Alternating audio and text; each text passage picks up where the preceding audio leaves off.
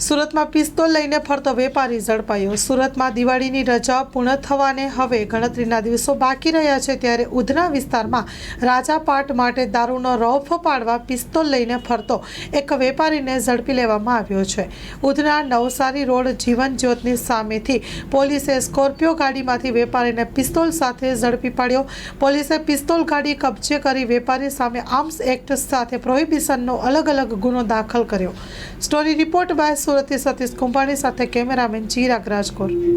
ગઈકાલે સમગ્ર સુરત શહેરમાં વાહન ચેકિંગની કાર્યવાહી ચાલુ હતી। આ દરમિયાન ઉધના પોલીસ સ્ટેશન દ્વારા પણ પોતાના વિસ્તારમાં ઉધના નવસારી રોડ ઉપર વાહન ચેકિંગની કામગીરી ચાલુ કરવામાં આવી હતી।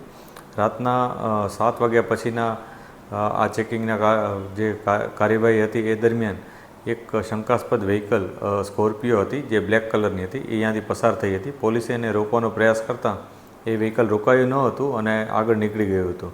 આ જાણીને પોલીસને શંકા વધુ મજબૂત થઈ હતી। પોલીસે એનો પીછો કર્યો।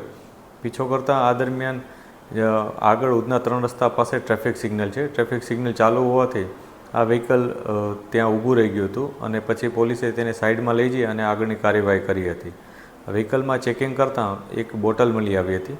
વ્હીકલનો જે ડ્રાઈવર છે એનું નામ રવિ રાજેન્દ્ર પ્રસાદ શર્મા, એણે પોતે પણ ડ્રિંક કરેલું હતું અને એની પાસે એક વેપન પણ હતું। પોલીસે આ વેપન અંગે તપાસ કરી તો એની પાસે એક લાયસન્સ હતું, પરંતુ આ લાયસન્સ ઉત્તર પ્રદેશની રાજ્યની મર્યાદા પૂરતું જ એના પાસે હોવાથી એણે ગુજરાતમાં આ વેપન રાખવા માટેની કોઈ પરવાનગી લીધેલી ન હતી, જે બાબતને લઈ અને પોલીસે એના ઉપર આર્મ્સ એક્ટનો અલગથી ગુનો દાખલ કર્યો હતો।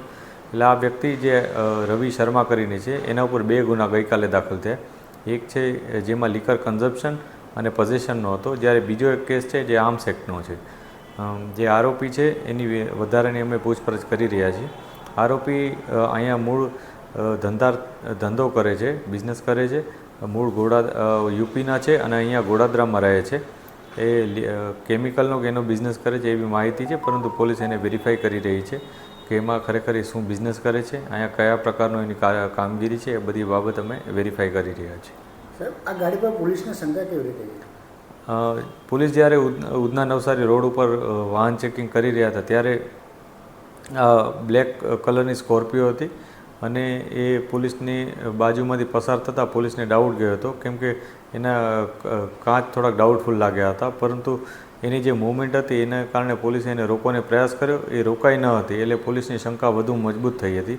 અને જ્યારે ટ્રાફિક સિગ્નલ ઉપર ત્યાં સિગ્નલના જે ચાલુ હતો સિગ્નલ, એને કારણે ત્યાં એને રોકાવવું પડ્યું હતું ફરજિયાતપણે, અને એને કારણે પોલીસ ત્યાં એને સરળતાથી એને પહોંચી શકી હતી એની પાસે અને એને સાઈડમાં લઈ જઈને ચેક કર્યું હતું, ત્યારે આ તમામ વિગતો પોલીસને સામે આવી હતી।